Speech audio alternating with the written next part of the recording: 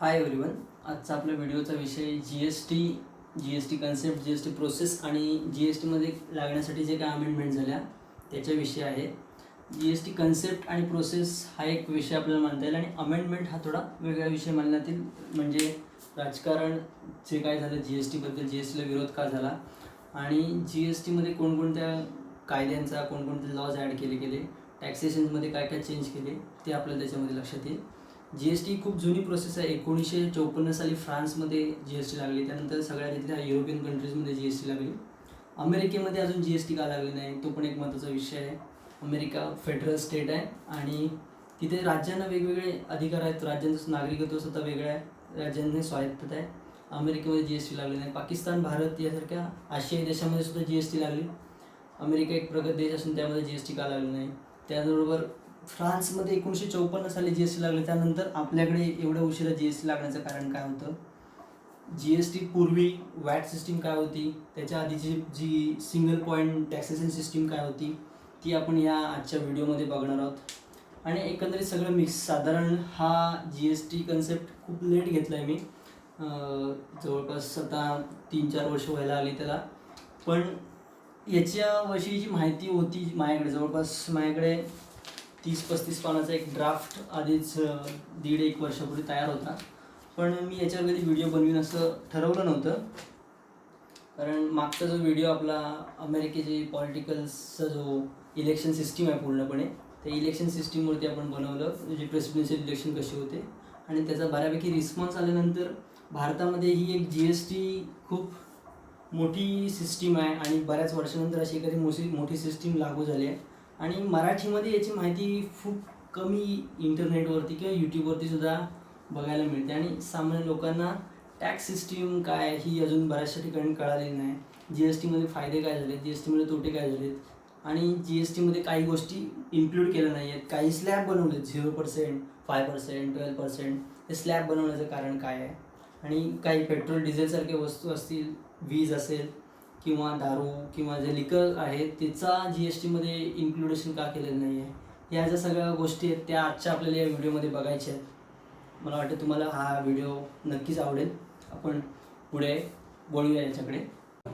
Tax system काय आहे ती आपण बघूया. टॅक्स सिस्टीममध्ये 2 महत्त्वाचे पार्ट आपल्या सगळ्यांना माहिती आहेत. पहिला आहे डायरेक्ट आणि दुसरा आहे इनडायरेक्ट.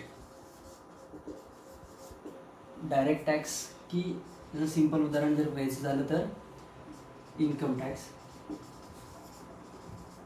हा डायरेक्ट टॅक्समध्ये मोजला जातो.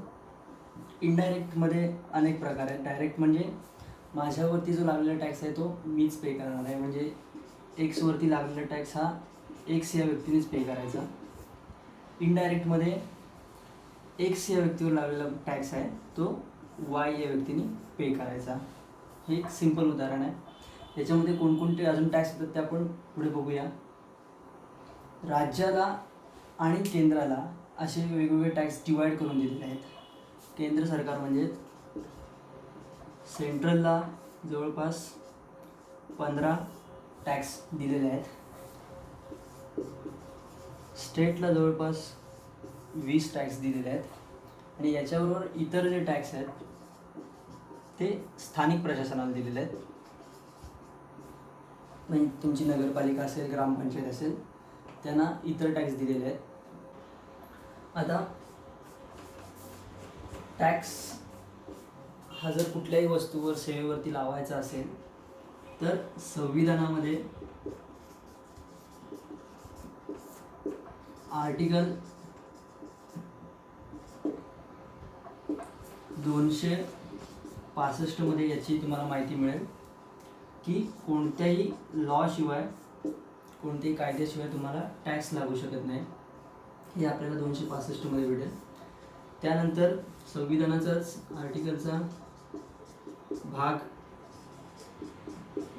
12 जो आहे, भाग 12 मध्ये 264 ते 300चा पार्ट ए पर्यंत, याच्यामध्ये संविधानाचा भाग 12 मधला 264 ते 300 ए पर्यंतचा जो भाग आहे, याच्यामुळे तुम्हाला राज्य आणि केंद्र यांचं आर्थिक संबंध कसे असायला हवेत हे तुम्हाला 264 ते 300 पर्यंत भेटतील भाग 12 मधल्या या सेक्शन्समध्ये. त्यानंतर आर्टिकल 301 ते आर्टिकल 307 संविधानाचं 301 ते 307 पर्यंत जे आर्टिकल आहे याच्यामध्ये तुम्हाला इंटरस्टेट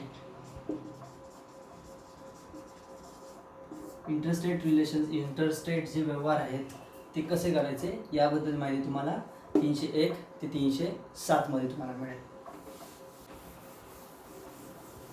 आता जो हा डायरेक्ट टॅक्स आहे याच्यामध्ये काय काय येतं बघा.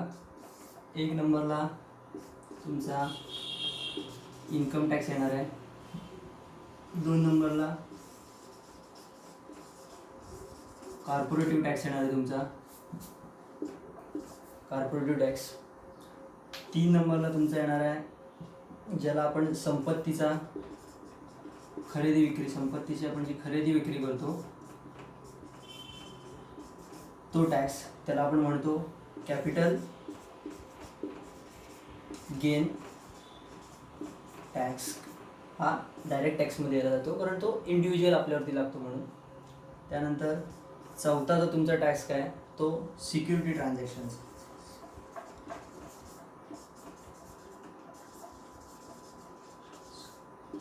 सिक्युरिटी ट्रान्झॅक्शन्स म्हणजे काय तर तुमचे जे शेअर्स असतील किंवा म्युच्युअल फंड्स असतील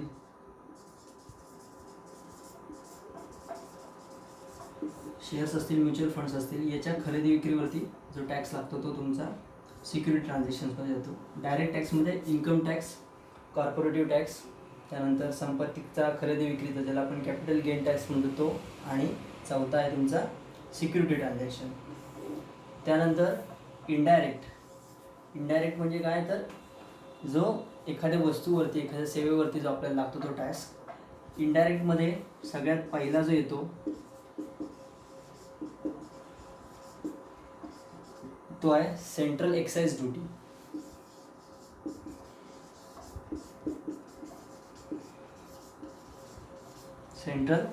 ड्युटी. त्यानंतर दुसरा जो टॅक्स आहे तो आपण बऱ्याच वेळा ऐकलेला आहे सर्व्हिस टॅक्स. त्याला आपण सेवा कर म्हणतो. सेवा कर हा इनडायरेक्टमध्ये येतो. आणि तिसरा हा पण आपण बऱ्याच वेळा ऐकलेला आहे कस्टम ड्युटी. हे इनडायरेक्टमध्ये येतात कारण याच्यावरती कुठली वस्तू असेल एखादी सेवा असेल ह्या 3 गोष्टीमध्ये डिवाइड केल्या जातात. एक सेंट्रल एक्साइज ड्युटी, दुसरी आहे सर्व्हिस टॅक्स आणि तिसरी आहे कस्टम ड्युटी. आता राज्याला काही गोष्टी केंद्राने विशेष ठेवून दिलेल्या आहेत की ज्याच्यावरती राज्य सरकार फक्त टॅक्स लावू शकतं, केंद्राला त्यामध्ये अधिकार नाही आहे. त्यातली पहिली गोष्ट आहे ती म्हणजे लिकर किंवा अल्कोहोल, दारू जे आपण म्हणतो दारू उत्पादन आहे याच्यावरती राज्याचा पूर्णपणे अधिकार आहे. त्याबरोबर अफीम किंवा जे मेडिकलसाठी लागणारं जे उत्पादन शेती असेल त्याच्यावरती सुद्धा राज्याला पूर्णपणे अधिकार आहे. त्यानंतर दुसरी आहे विजेचं उत्पादन आणि त्याची विक्रीवरती जो काही टॅक्स लागणार आहे त्याचा पूर्ण अधिकार हा राज्याला असणार आहे, स्टेट्सला असणार आहे. ह्या 20 मधल्या गोष्टी आहेत. तिसरी सगळ्यात महत्त्वाची वस्तू असते ती म्हणजे पेट्रोल किंवा डिझेल. याच्यावरती पूर्णपणे राज्याचा अधिकार असतो. यावरती लागणारा जो टॅक्स आहे हा राज्याकडून लागला जातो. आता हे GST येण्यापूर्वी आपल्याकडे वॅट होतं. वॅट येण्यापूर्वी सुद्धा आपल्याकडे एक टॅक्स सिस्टीम होती जिला आपण सिंगल पॉईंट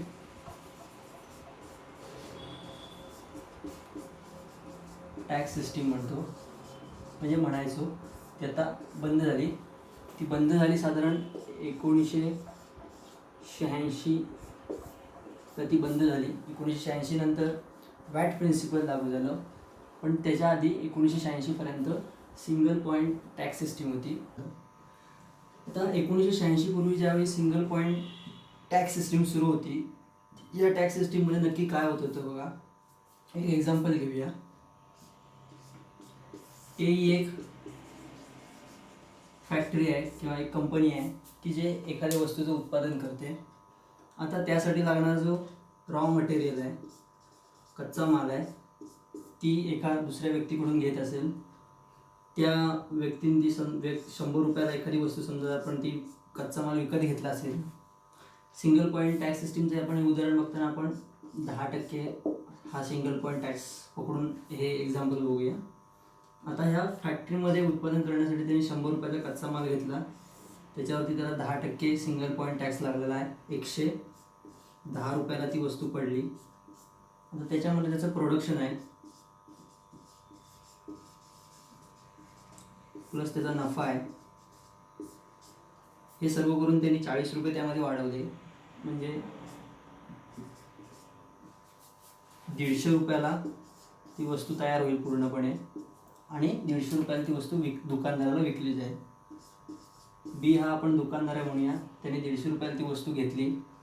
150 रुपयाला वस्तू घेताना एक गोष्ट लक्षात ठेवायची, कुठल्याही ठिकाणी भारतामध्ये कोणत्याही ठिकाणी कसल्याही मॅन्युफॅक्चरिंग झालं, छोटी मोठी कुठलीही कंपनी असू दे, जिथे जिथे मॅन्युफॅक्चरिंग होतं तिथे मॅन्युफॅक्चरिंग झाल्या सेंट्रलचा excise duty, central excise duty ही मॅन्युफॅक्चरिंगवरती असते. कोणत्याही वस्तूचं उत्पादन झालं तर सेंट्रल एक्साईज ड्युटी तुम्हाला पे करावी लागणार आहे. आता ही सेंट्रल एक्साईज ड्युटी आपण या सिंगल पॉईंट टॅक्स सिस्टीमप्रमाणे 10 रुपये जरी पकडली तर ह्या 150 रुपयाला 10 रुपयेप्रमाणे 15 रुपये तुम्हाला हा टॅक्स लागेल. बरोबर. 165 रुपये हे या बी दुकानदाराला पडले सिंगल पॉईंट टॅक्स सिस्टीमप्रमाणे. आता 165 तो स्वतःचा नफा ॲड करेल. साधारण आपण 35 रुपये एक नफा पकडूया आणि राऊंड फिगर 200 रुपयाला ती वस्तू तयार करून म्हणजे दुकानातून तो बाहेर विकणार आहे ग्राहकाला. सी आपण हा ग्राहक पकडू. हा 200 रुपयाला ग्राहक वस्तू विकत घेणार आहे. 200 रुपयाला परत सिंगल पॉईंट टॅक्स सिस्टीमप्रमाणे 10 रुपये जरी आपण टॅक्स पकडला तर 200 ते 10 प्रमाणे 20 रुपये त्याला टॅक्स द्यावा लागेल आणि 220ला शेवटला तुम्हाला ही वस्तू मिळणार आहे. आता सिंगल पॉईंट टॅक्स सिस्टीममध्ये बघा काय होतं, ज्या फॅक्टरीमध्ये कच्चा माल येणार आहे त्याला 10 रुपये तुम्हाला टॅक्स भरावा लागणार आहे. ते 10 रुपये प्लस त्याचे मॅन्युफॅक्चरिंग कॉस्ट आणि मूळ किंमत ही धरून तुम्हाला दुकानदाराकडे ज्या वस्तू येणार त्या 10 रुपयेसुद्धा तुमचे इन्क्लूड असणार आहेत. त्या 10 रुपयावर सुद्धा तुम्हाला टॅक्स बसणार आहे. ह्या 10 रुपयामधला आणि इथल्या 15 रुपयाच्या या दोन्हीवरती मिळून सुद्धा तुम्हाला परत ग्राहकाला टॅक्स बसणार आहे. म्हणजे टॅक्सवर टॅक्स म्हणजे टॅक्स मूळ किमतीवर टॅक्स बसला पाहिजे, पण टॅक्सच्या किमतीवर सुद्धा टॅक्स बसतो. यालाच कॅस्केडिंग म्हणतात, कॅस्केडिंग इफेक्ट. आणि हा कॅस्केडिंग इफेक्ट आहे. GST येण्याचं मुख्य कारण किंवा वॅट येण्याचं मुख्य कारण होतं कॅस्केडिंग इफेक्ट कमी करणं किंवा कॅस्केडिंग इफेक्ट हा रद्द करणं. हे GST येण्यासाठी GST कन्सेप्टमधला जो मुख्य भाग आहे हा कॅस्केडिंग इफेक्टचा आहे. आणि सिंगल पॉईंट टॅक्स सिस्टीम 1986 नंतर बंद झाली आणि हा कॅस्केडिंग इफेक्ट बऱ्याचशा प्रमाणात कमी झाला. आता 1986 नंतर ज्यावेळी सिंगल पॉईंट टॅक्स सिस्टीम रद्द झाली त्यानंतर कुठली सिस्टीम आली तर वॅट सिस्टीम आली. 1986 नंतर वॅट प्रिन्सिपल भारतामध्ये बऱ्यापैकी लागू झालं आणि त्याच्यावरती पूर्ण टॅक्स सिस्टीम सुरू झाली. वॅट प्रिन्सिपल काय बघा. वॅट प्रिन्सिपलमध्ये आपण एक उदाहरण घेऊया म्हणजे तुम्हाला लक्षात येईल. सेम उदाहरण घेऊया. ए हा एक फॅक्टरी आहे. ए या फॅक्टरीमध्ये 100 रुपयाचा कच्चा माल घेतलेला आहे आणि 100 रुपयाच्या कच्चा मालावरती आपण 10%च आपण पकडूया. 10% वॅट लागलेला आहे. आता हा 10% वॅट लागल्यानंतर ती वस्तू झाली तुमची 110 रुपयाला. 110ला गेल्यानंतर हा दुकानदाराकडे वस्तू जाणार आहे. त्यावेळी ते 10 रुपये आपण टॅक्स लिहूया वॅटचा. ओके.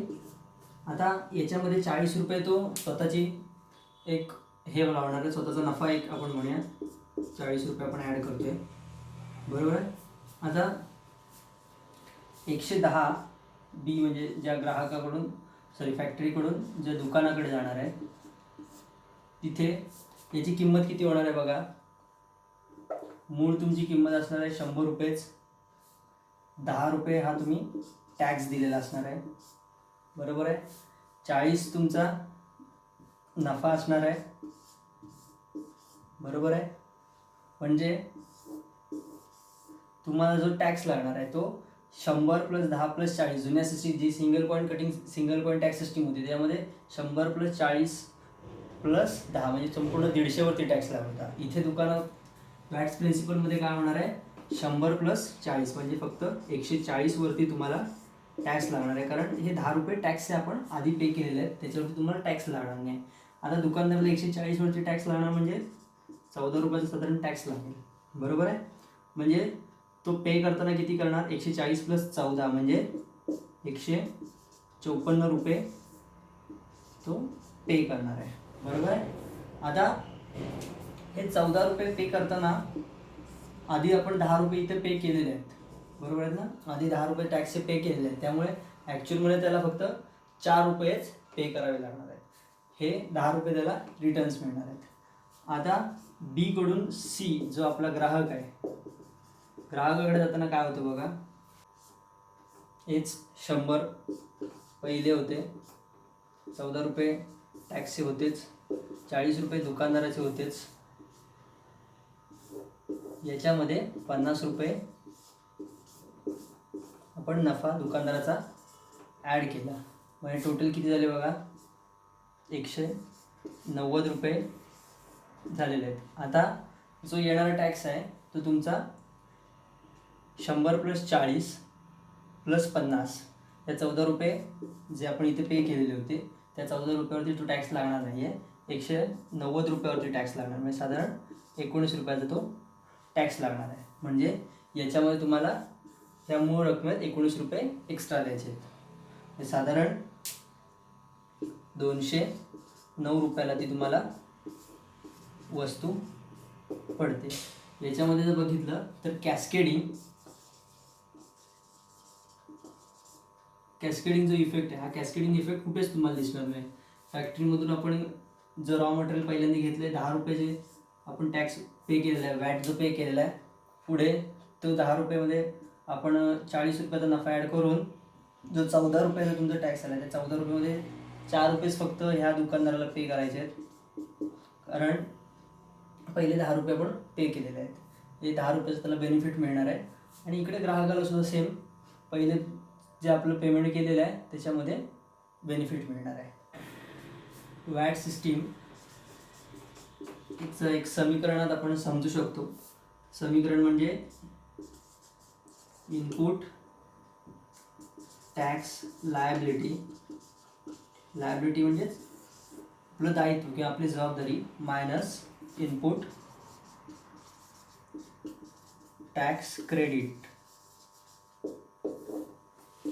इनपुट टॅक्स लायबिलिटीमधून आपलं जे जबाबदारी आहे म्हणजे इनपुट टॅक्स लायबिलिटी आहे त्याच्यामधून जर आपण इनपुट टॅक्स क्रेडिट वजा केलं म्हणजे या 14 रुपयातून आपण हे 10 रुपये वजा केले तर आपल्याला ती वॅटची रक्कम मिळू शकते. असं हे सिम्पली वॅट प्रोसिजर आली 1986 नंतर. वॅट प्रिन्सिपल लागू झालं, त्याच्या आधीपर्यंत सिंगल पॉईंट टॅक्स सिस्टीम आपल्याकडे लागू होती. पुढे 1994 मध्ये मनमोहन सिंगांनी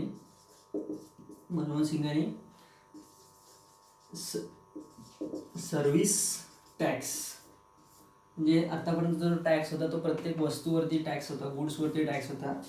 पण प्रत्येक गुड्स बनवणारे जी काही संस्था असेल जी गुड्स बनवण्यामध्ये जे काही कार्य चालते त्याच्यामध्ये सर्व्हिससुद्धा असू शकतात आणि त्या सर्व्हिसवर सुद्धा टॅक्स यावा याच्यासाठी 1994 मध्ये एक संशोधन म्हणून किंवा एक ॲक्ट तयार करण्यात आला सर्व्हिस टॅक्सचा. तोपर्यंत काय होत होतं बघा जो सेंट्रलचा एक्साईज जी ड्युटी आहे, सेंट्रल एक्साईज ड्युटी ही जवळपास 80% वस्तूंवरती सेंट्रल एक्साईज ड्युटी होती. याचं नाव सेंट्रल एक्साईज ड्युटीचं नंतर चेंज करण्यात आलं, ज्याला मॉड वॅट म्हणतात, मॉडिफाईड वॅट सिस्टीम. वॅटचा अर्थ आपल्या सगळ्यांना माहिती असेल. वॅट म्हणजे value added tax. Value added tax म्हणजे का, आपण मगाशी एक्झाम्पलमध्ये बघितलं की फक्त जी मूळ रक्कम आहे, म्हणजे जी मूळ मुद्दल आहे त्याच्यावरतीच हा टॅक्स लागतो. जी टॅक्सची जी अमाऊंट आहे ती त्यातून सोडली जाते, ती वगळली जाते, म्हणून त्याला व्हॅल्यू ॲडेड टॅक्स म्हणतात. आणि ह्या मॉड वॅटचंच नंतर पुढे रूपांतर सॅन वॅटमध्ये झालं. सॅन वॅट याचंच रूपांतर पुढे सॅन वॅटमध्ये झालं. त्यालाच सेंट्रल व्हॅल्यू ॲडेड टॅक्स आपण म्हणतो. म्हणजे सेंट्रल व्हॅल्यू ॲडेड टॅक्स म्हणजे जो सेंट्रल एक्साईजचाच एक भाग आहे, ज्याचं नाव पुढे सॅन वॅट झालं आणि आता तेच नाव प्रचलित आहे. आता वॅट सिस्टीम ही सर्व एवढी व्यवस्थित चालली होती, म्हणजे सिंगल पॉईंट टॅक्समध्ये जे कॅस्केडिंग व्हायचं, कॅस्केडिंग इफेक्ट आपल्याला लक्षात आला असेल की टॅक्सच्या अमाऊंटवरतीच टॅक्स लागायचा आणि याच्यामध्ये खूप नुकसान होत होतं. आणि ही जी वॅट सिस्टीम एवढी चांगली चाललेली असताना सुद्धा GST आणण्याचं काय कारण होतं. वॅट सिस्टीम व्यवस्थित चालली होती, मग GST आणण्याचं काय कारण होतं तर ते आता आपण बघूया. GST आणण्याचं मुख्य कारण काय होते, जी GST कन्सेप्ट वॅट सिस्टीम चालू असताना आणण्याचं जे मुख्य कारण होतं, यातलं सगळ्यात महत्त्वाचं कारण होतं तर कॅस्केडिंग कमी करणं.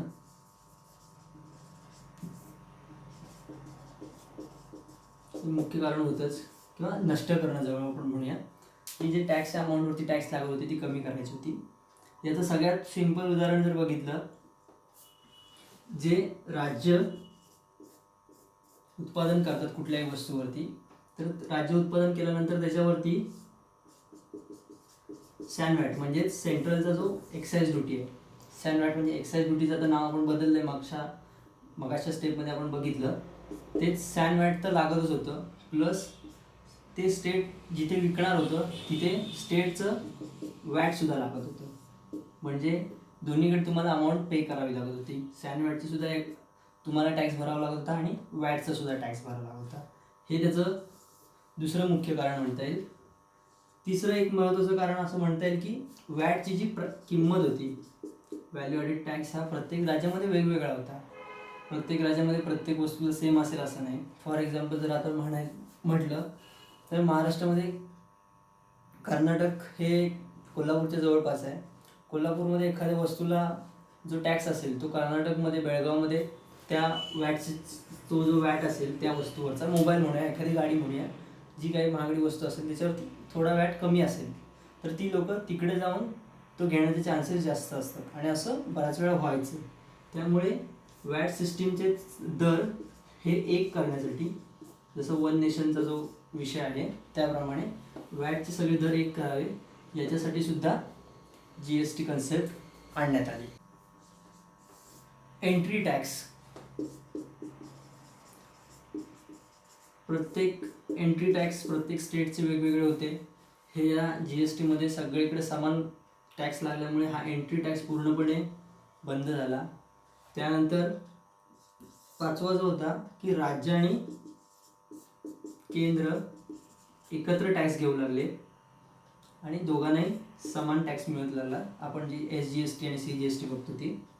त्याचबरोबर काही अशा सर्व्हिस होत्या, काही अशा सेवा होत्या किंवा काही अशा वस्तू होत्या की ज्या सर्व्हिसमध्ये सुद्धा येत नव्हत्या. काही म्हणत होते माझी वस्तू ही सर्व्हिसमध्ये आहे, काही म्हणत होते माझी ही सेवा आहे, काही किंवा काही वस्तू या समजत सुद्धा नव्हतं की जी सेवा आहे का सर्व्हिस आहे. जसं की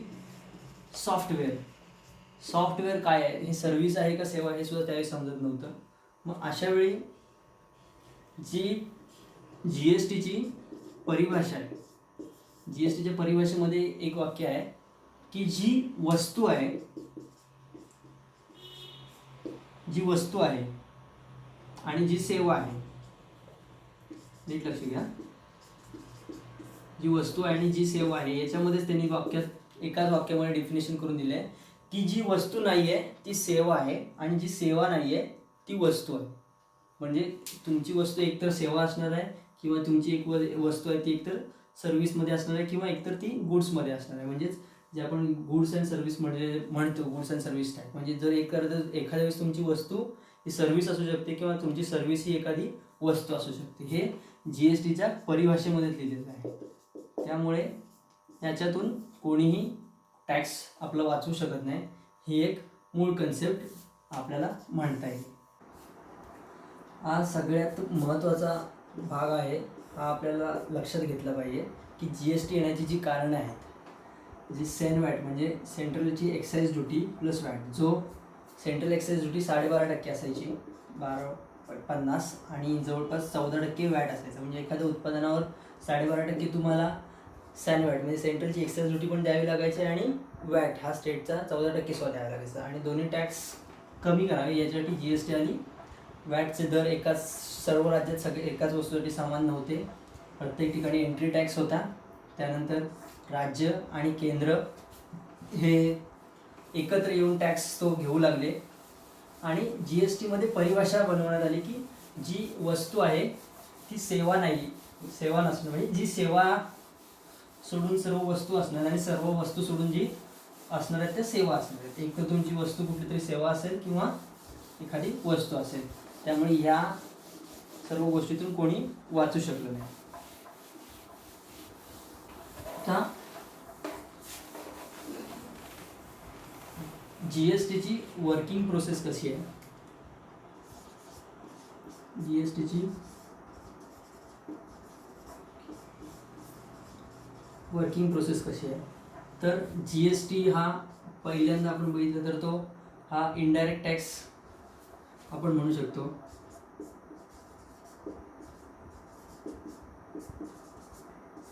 आता आपण काही जणांचं म्हणणं असेल हा डायरेक्ट टॅक्स का नाही आहे. तर डायरेक्ट टॅक्स म्हणजे काय? एखाद्या वस्तूवरती म्हणजे एखाद्या फॉर एक्झाम्पल मी जर का एखादं उत्पादन असेल माझं किंवा माझा स्वतःचा जो इन्कम असेल त्याच्यावरती जसं की इन्कम टॅक्स, बरोबर आहे ना, तसं तो त्या व्यक्तीवरती एखादा लागत नाही, तर तो एखाद्या गुड्सवरती किंवा एखाद्या सर्व्हिसवरती तो लागणार आहे. म्हणून हा इनडायरेक्ट म्हणतोय आपण. आणि इनडायरेक्टचं सिम्पल लॉजिक आपल्याला लक्षात येईल की याचे जिथे कॅस्केडिंग आहे, डायरेक्ट टॅक्समध्ये तुम्हाला कॅस्केडिंग होणारच नाही. माझा जो इन्कम असेल त्याच्यावरती मला टॅक्स लागणार आहे. तिथे कॅस्केडिंगचा संबंधच नाही आहे टॅक्सवर टॅक्स लागण्याचा. त्यामुळे हा इनडायरेक्ट टॅक्स आहे, कारण कॅस्केडिंगचा विषय होता म्हणून. दुसरा आहे हा मल्टी स्टेज आहे. मल्टी स्टेज, वेगवेगळ्या स्टेजमध्ये लागणारा हा टॅक्स आहे. तो कसा आपण पुढे बघूया. त्यानंतर हा कॉम्प्रिहेन्सिव्ह आहे. कॉम्प्रिहेन्सिव्ह टॅक्स आहे. कॉम्प्रिहेन्सिव्ह टॅक्स म्हणजे काय ते पण बघूया. आणि चौथा आहे हा व्हॅल्यू ॲडेड. व्हॅल्यू ॲडेड तुम्हाला लक्षात आलंच असेल, टॅक्सवर टॅक्स लागत नाही, फक्त जी मुद्दल असेल त्याच्यावरती टॅक्सची रक्कम यातून वेगळी केलेली आहे. ते काय बघा, केंद्राला सेंट्रलला काही ॲक्ट दिलेले होते आणि स्टेटला काही अधिकार दिले होते. स्टेटला साधारण 20 होते आणि सेंट्रलला साधारण 15 दिले होते. आणि उरलेले जे काही असतील ते इतर म्हणजे जे लोकलला असतील ते स्थानिक प्रशासनाला असतील. स्टेटमध्ये 20 टॅक्स वसूल करण्याचे दिलेले आहेत अधिकार, पण ते 20 टॅक्स म्हणजे जर दारू, अल्कोहोल आणि लिकर जे आपण म्हणतो ते सोडलं, वीज आणि पेट्रोल हे 3 मुख्य विषय सोडले तर फारसं असं मोठं स्टेटला काही मिळत नाही. खूप छोटे छोटे टॅक्स असतात. जसं की एक टॅक्सचं नाव आहे जी अंतयात्रा निघते त्याच्यावरती टॅक्स, त्यातून किती असे पैसे मिळणार आहेत. त्यामुळे स्टेटचे एवढं फार उत्पन्न त्यामध्ये मिळत नाही. सेंट्रलचे जे मोठे टॅक्स होते त्यातले जवळपास 5 टॅक्स हे याच्यामध्ये कमी झाले. त्यातला पहिला जो टॅक्स आहे त्याचं नाव आहे सेंट्रल एक्साईज ड्युटी. पहिल्या टॅक्सचं नाव आहे सेंट्रल एक्साईज ड्युटी किंवा central excise tax. Central excise duty किंवा सेंट्रल एक्साईज टॅक्स. त्यानंतर दुसरा जो टॅक्स आहे त्याचं नाव आहे सर्व्हिस टॅक्स. त्यानंतर तिसरा जो टॅक्स आहे त्याचं नाव आहे ॲडिशनल एक्साइज टॅक्स.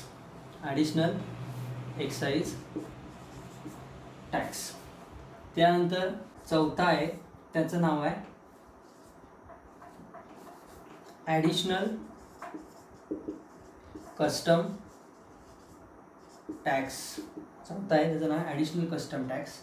आणि पाचवा आहे स्पेशल ॲडिशनल कस्टम टॅक्स. हे 5 टॅक्स आता कालबाह्य झाले, ते आता वापरात नाही आहेत, त्यामुळे याच्या डिटेल्समध्ये जाण्याची काही गरज नाही आहे. पण कोणते टॅक्स सेंट्रलचे जे 15 टॅक्स होते त्यातले 5 टॅक्स कमी झाले, म्हणजे आता 10 टॅक्स त्यांच्याकडे अवेलेबल आहेत. तर कोणते आहेत ते? सेंट्रल एक्साइज ड्युटी म्हणजे सेंट्रल एक्साइज जो टॅक्स आहे, आपण त्याला मॉडवॅट जे नाव मॉडवॅटचं सेनवॅट झालं होतं त्यातला प्रकार. सर्व्हिस टॅक्स आहे, ॲडिशनल एक्साइज टॅक्स आहे, ॲडिशनल कस्टम ड्युटी आहे, त्यानंतर स्पेशल ॲडिशनल कस्टम टॅक्स आहे, म्हणजे स्पेशल ॲडिशनल कस्टम ड्युटी आहे.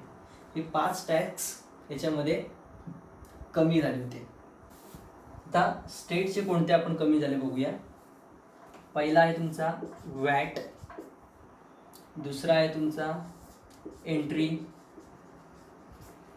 एंट्री टॅक्स, तिसरा एंटरटेनमेंट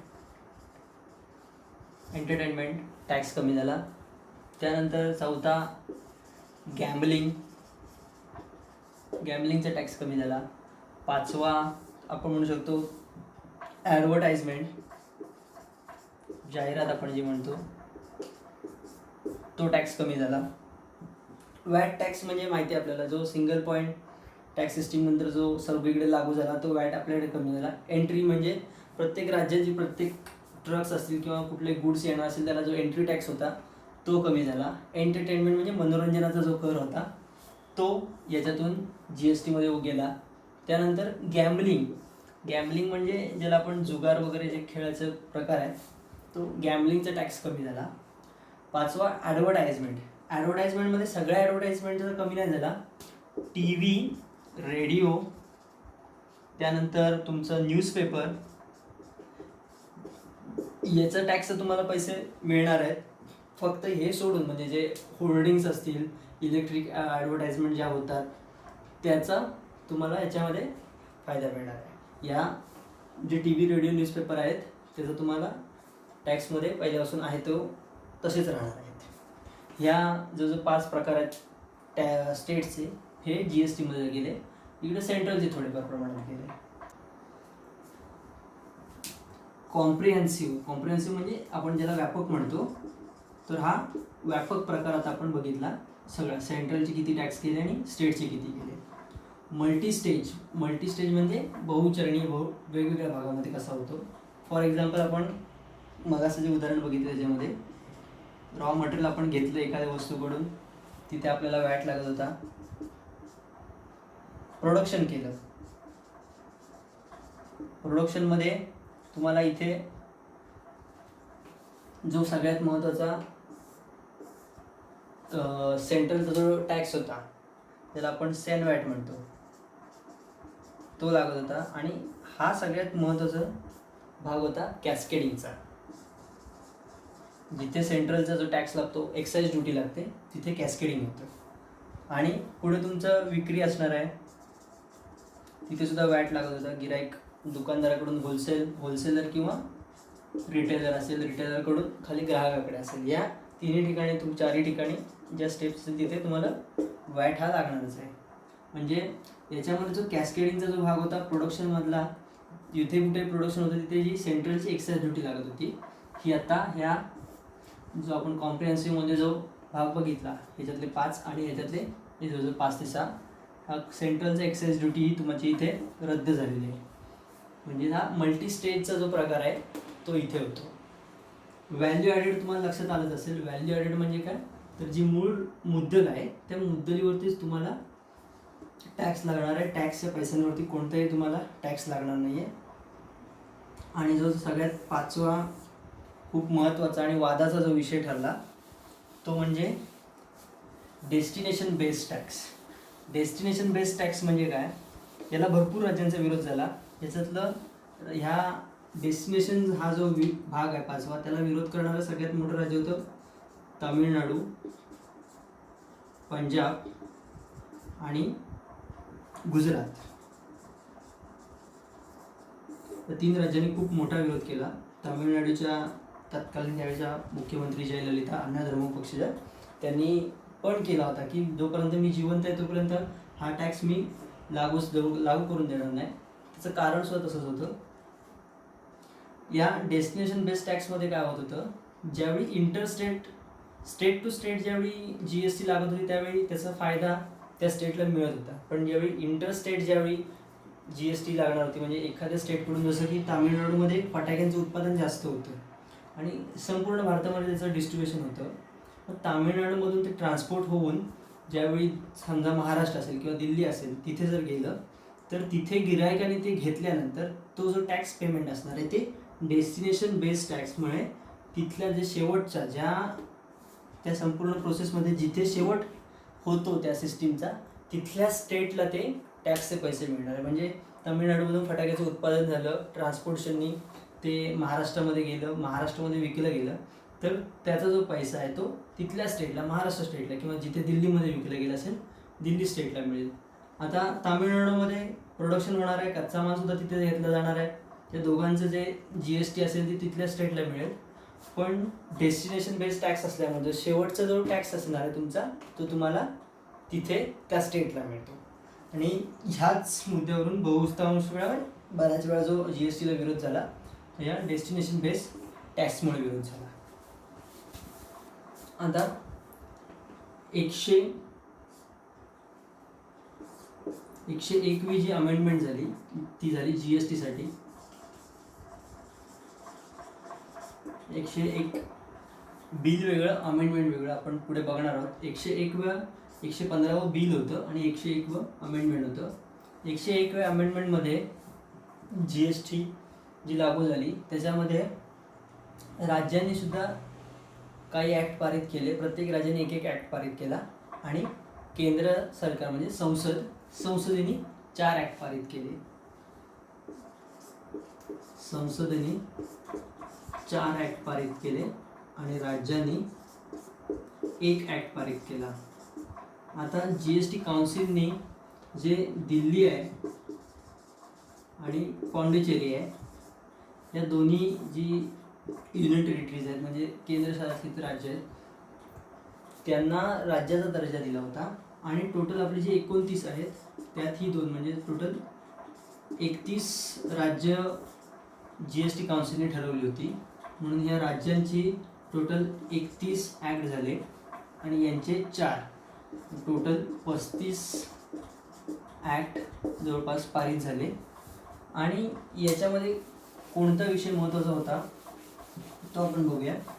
राज्यांनी जो एक ॲक्ट, स्टेटनी जो एक ॲक्ट पारित केला त्याचं नाव होतं SGST, state goods and service tax.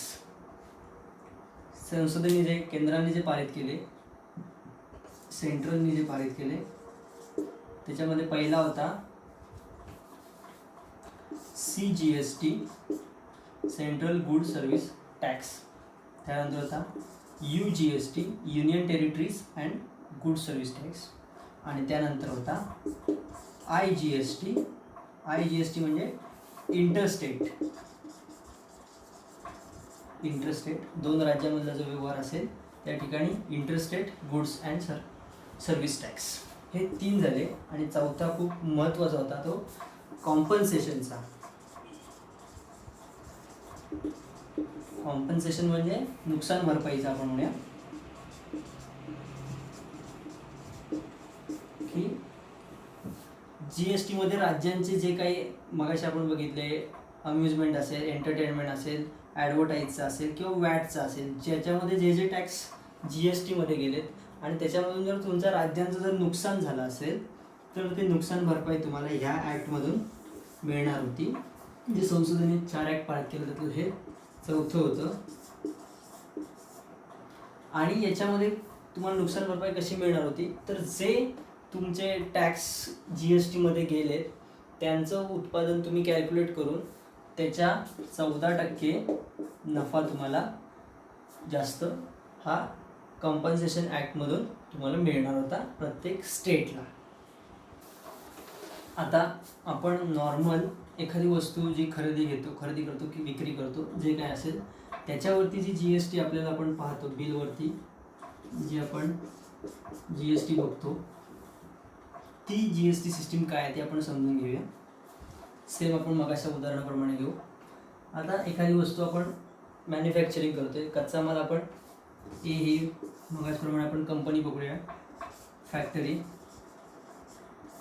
त्यांनी कच्चा माल एखाद्या वस्तूकडून एखाद्या दुकानदाराकडून एखाद्या माणसाकडून विकत घेतला 100 रुपयाला, त्याला आपण ही GST आपण 20% पकडूया. सगळीकडे सेमच, म्हणजे आपल्याला हिशोब करायला सोपं पडेल आणि तुम्हाला लक्षात येईल.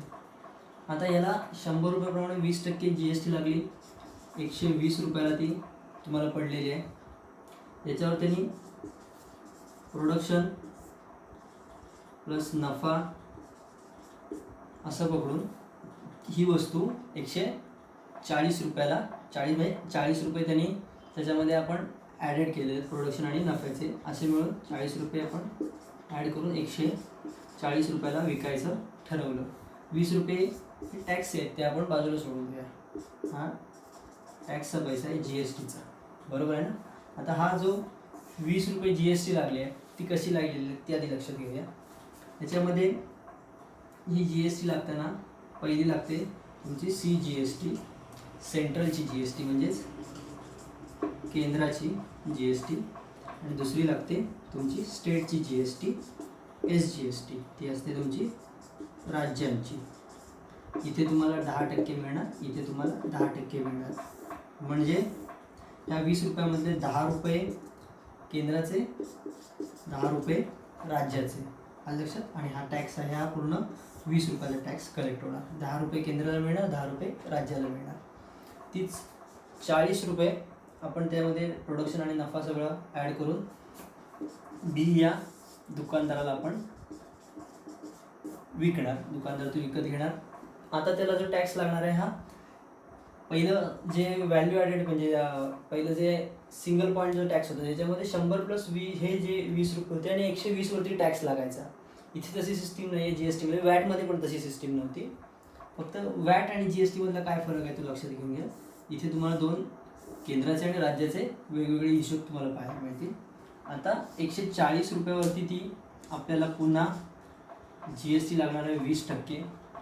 म्हणजे 20% लागताना पूर्ण 20% नाही, सेम ह्याचप्रमाणे 10% CGST 10% आणि SGST 10%. म्हणजे 140 चे 14 रुपये केंद्राचे आणि 14 रुपये राज्याचे, लक्षात. पण हे 14 रुपये पे करताना तुम्हाला याचा बॅकमध्ये तुम्हाला जे 10 रुपये आधी तुम्ही पे केलेले आहेत त्याचा तुम्हाला रिटर्न्स मिळतो आणि तुम्हाला फक्त 4 रुपये पे करायला लागणार. म्हणजे दुकानदाराला ॲक्च्युअलमध्ये इथे 4 रुपये आणि इथे 4 रुपये, CGSTला 4 रुपये म्हणजे केंद्राला 4 रुपये आणि SGSTचे म्हणजे राज्याचे 4 रुपये, असे 8 रुपये त्याला पे करायला लागेल. पण टोटल तुमचा 14 रुपयाचा म्हणजे 14 28 रुपयाची GST लागेल. आता 140 रुपये त्याची वस्तूची किंमत असताना दुकानदाराने त्याचा सगळा नफा ॲड करून 60 रुपये नफा ॲड केला आणि ग्राहक, ज्याला आपण C म्हणूया, ग्राहकाला तो विकला. तर ग्राहकाला विकताना ती वस्तू गेली 200, ग्राहक 200 रुपये पे करणार आहे. 200 रुपयाला गेल्यानं आपण जे बिल घेणार सर्वसामान्य ग्राहक त्याच्यावरती सुद्धा पुन्हा GST असणार आहे तुमची CGST केंद्राची आणि SGST असणार आहे तुमची राज्यांची, बरोबर आहे. इथे तुम्हाला 10% म्हणजे 200चे इथे 10% तुम्हाला द्यावे लागतील, इथे तुम्हाला 10% द्यावे लागतील. 20 रुपये इकडे, 20 रुपये इकडे. म्हणजे तुम्हाला केंद्राला 10 रुपये केंद्र सरकारचे जे 20 रुपये तुम्हाला ॲड करावे लागतील आणि राज्य सरकारचे तुम्हाला 20 रुपये ॲड करावे लागतील. आता 20 रुपये ॲड करताना बघा, इथे 10, इथे 4, 14 रुपये ऑलरेडी पे केलेले आहेत केंद्रासाठी, आणि इथे 10 आणि इथे 4, 14 रुपये पे केलेले आहेत राज्यासाठी. म्हणून ग्राहकाला सुद्धा या GSTचा फायदा कसा होतो बघा, या 20मधून हे 14 रुपये तुमचे वजा होणार राज्य सरकारचे, ह्या 20मधून हे 14 रुपये वजा होणार तुमचे केंद्र सरकारचे. राज्याचे आणि केंद्राचे 14 रुपये वजा झाल्यानंतर ॲक्च्युअलमध्ये 6 रुपये CGST आणि 6 रुपये SGST, टोटल 12 रुपये तुम्हाला या 200वरती GST लागेल. म्हणजे 212 रुपयाला ती तुम्हाला वस्तू पडेल. हा झाला सिम्पल आपला जो नॉर्मल GST आपण सर्वसामान्य वापरात जी आपण GST बघतो ही या फॉर्मॅटमध्ये आपल्याला बघायला मिळेल. आता IGST, आता आपण नॉर्मल GST बघितली एखाद्या स्टेटमध्ये चालणारी कुठल्याही उत्पादनासाठी. IGST म्हणजे 2 स्टेटमधलं जे तुमचं रिलेशन असणार आहे व्यावहारिक त्याच्याबद्दल. जर आर्टिकल संविधानाचं 269चा भाग A, 269मधलं A आर्टिकल जर तुम्ही बघितलं तर याच्यामध्ये संविधानातलं 269A जर बघितलं तर याच्यामध्ये तुम्हाला IGSTची सगळी परिभाषा आणि सगळी माहिती तुम्हाला मिळेल की 2 राज्यांमधला व्यवहार कसा असला पाहिजे. त्याचंच आपण सेम उदाहरण बघूया 20% GST प्रमाणे. A हा फॅक्टरी आहे, त्यांनी रॉ मटेरियल घेतलेलं आहे 100 रुपयाचं, 20% GST म्हटलं 120 रुपये त्याला पे करावे लागले त्या व्यक्तीला, रॉ मटेरियल ज्याच्याकडून घेतलं होतं त्याला. आता हे पे करताना 20 रुपये मगाचप्रमाणे तुमची सेंट्रलची GST 10% आणि स्टेटची GST ही 10%, म्हणजे 10 रुपये तुम्हाला दोघांना मिळाले. इथून फॅक्टरीमध्ये त्यांनी त्याच्यावरती काम केलं, 50 रुपये त्याला नफा किंवा आपण प्रोडक्शन म्हणूया साठी त्यांनी वाढवले, 150 रुपये त्याची किंमत झाली. आता 150 रुपये झाल्यानंतर त्याला स्टेट चेंज करायचं आहे म्हटल्यावर त्याला इंटरस्टेट गुड्स अँड सर्व्हिस टॅक्सचा वापर करावा लागणार आहे. इथे त्याला इंटरस्टेट IGST त्याला लावावी लागणार आहे, की सेम असणार आहे दोन्हीकडे 20%, बरोबर आहे ना, म्हणजे 10%. आता IGSTमध्ये एक इम्पॉर्टंट गोष्ट लक्षात ठेवायची, IGSTमध्ये एक भाग असतो तुमचा केंद्राचाच आणि एक भाग असतो तुमचा राज्याचा. पण जे मगाशी मी शेवटचं विधान सांगितलं GST कन्सेप्टमधलं, की जो डेस्टिनेशन बेस्ड असणार आहे, म्हणजे हे उत्पादन ज्या राज्यामध्ये जाणार आहे त्या राज्याचा तो हिस्सा असणार आहे आणि तो त्या राज्याला मिळणार आहे. त्यामुळे सगळा जो एक ड्रॉबॅक म्हणा GSTला विरोध करण्याचा वगैरे जो सगळ्यात मेन मुद्दा येतो तो हा IGSTमध्ये येतो. इथे काय होतं बघा, इथे तो 15% म्हणजे 15 रुपये आपण याचे जर GST 20% आपण काढली तर 10% प्रमाणे 10% केंद्राचे, 10% राज्याचे, म्हणजे 15 रुपये तुम्हाला केंद्राचे, 15 रुपये राज्याचे, हे एकत्र तो 30 रुपये याच्यामध्ये ॲड करून 180 रुपयाला तो इथून बाहेर काढणार आहे, जे दुसऱ्या कुठल्या राज्यामध्ये असेल तिथे, बरोबर आहे. आता 180मध्ये त्या दुकानदाराकडे गेलं, ती वस्तू विकत घेताना म्हणजे हे 30 रुपये आपण टॅक्स आहे नेहमी व्हॅल्यू ॲडेड जी सिस्टीम आहे, व्हॅल्यू ॲडेड म्हणजे टॅक्सचा आपण रक्कम त्यामध्ये पकडणार नाही, म्हणजे 150 रुपयाला ते त्यांनी घेतलेली आहे, 50 रुपये तो त्याचे नफा लावेल आणि 200 रुपयाला ती वस्तू विकेल ग्राहकाला. B आपण दुकानदार म्हणून, C हा ग्राहक म्हणून. ग्राहक नेहमीप्रमाणे 20% ह्याला जो बिल देणार आहे त्यावेळी 20% तुमचे CGST आणि 20% तुमचे 10% तुमचे CGST आणि 10% तुमची IGST स्टेट GST म्हणजे SGST असणार आहे. 10% प्रमाणे 20 रुपये 240ला ती वस्तू त्याच्याकडे जाईल. पण महत्त्वाचा सगळ्यात जो मुद्दा आहे हा IGSTचा इथला जो मुद्दा आहे की हे जे 30 रुपयाचा जो हिशोब आहे, आता यातले 10 रुपये हे 30 रुपयाचा आपण जो हिशोब केला म्हणजे दोन्हीकडे 15 रुपये 10% प्रमाणे जे येतात केंद्र IGSTमध्ये केंद्राचे 15 रुपये आणि राज्याचे 15 रुपये, तर जो मगाचा डेस्टिनेशन बेस जी सिस्टीम आहे त्याप्रमाणे हे 15 रुपये त्या जे संबंधित जे स्टेट असेल त्याला परत मिळणार आहेत आणि जे 15 रुपये आहेत ते तुमचे सेंट्रलचे असणार, ते 15 रुपये परत त्याच्याकडेच राहणार. ही जरा खूप किचकट सिस्टीम म्हणता येईल या GSTमधली IGST. नॉर्मल GST ही व्यवस्थित एकाच स्टेटमध्ये असेल तर सेंट्रलचे 10% म्हणजे जे काय अर्धे टक्के, म्हणजे जर स्लॅब जर बघितलं तर 5% पण GST आहे, 18% GST आहे. 5% असेल तर CGST 2.5%, SGST 2.5%, 18 असेल तर 9% CGST आणि SGST तुमची 9% अशी GST सिस्टीम असणार आहे. आता GST सिस्टीममध्ये हा टॅक्स सिस्टीम चांगली आहे आपण म्हणतोय, याच्यामध्ये ऑनलाईन प्रक्रिया जास्त आहे, तुम्हाला कुठे जाऊन टॅक्स ॲक्च्युअलमध्ये भरायची गरज नाही. जी GST नेटवर्क म्हणून साईट आहे त्याच्यावरती तुम्हाला या फाईल्स अपडेट करायच्या असतात. इन्फोसिस खूप मोठी सॉफ्टवेअर कंपनी आपल्याकडची मानली जाते, नारायण मूर्ती फाउंडर आहेत त्याचे. आणि इन्फोसिसने शासनाने जवळजवळ 1380 करोड त्याला दिले होते ह्या GST बनवण्यासाठी, GST पूर्ण सिस्टीम डेव्हलपमेंट करण्यासाठी, आणि ती GST सिस्टीम डेव्हलप केली त्यांनी. याच्यामध्ये तुम्हाला GSTIN तुमचा जो नंबर असेल, GST नंबर असेल त्याच्या अगेन्स्ट ती तुम्हाला चलन्स बनवावे लागतील. फॅक्टरीचा जो GST नंबर असेल, GSTIN नंबर, त्याच्या अगेन्स्ट तुमचा हा दुकानदाराचा असेल आणि दुकानदाराचा अगेन्स्ट हे फॅक्टरीचं असेल. म्हणजे याने याच्याकडून परचेस केलं, याने याच्याकडे सेल केलं, हे एकमेकांच्या अगेन्स्ट असणार. तिथे तुम्हाला कोणते नावाची विशेष गरज नाही आणि ऑनलाईन प्रोसेसमध्ये तुम्हाला आपल्या अकाउंटमध्ये ते टॅक्स तुम्हाला रिटर्न्स मिळतील. आता याच्याबरोबरच एक पेमेंट म्हणजे जे हे पेमेंटची सिस्टीम जी टॅक्सची होतेच आहे, पण याच्याबरोबर गुड्ससाठी सुद्धा एक सिस्टीम सरकारने लागू केली होती. त्याचं नाव आहे ई-वे.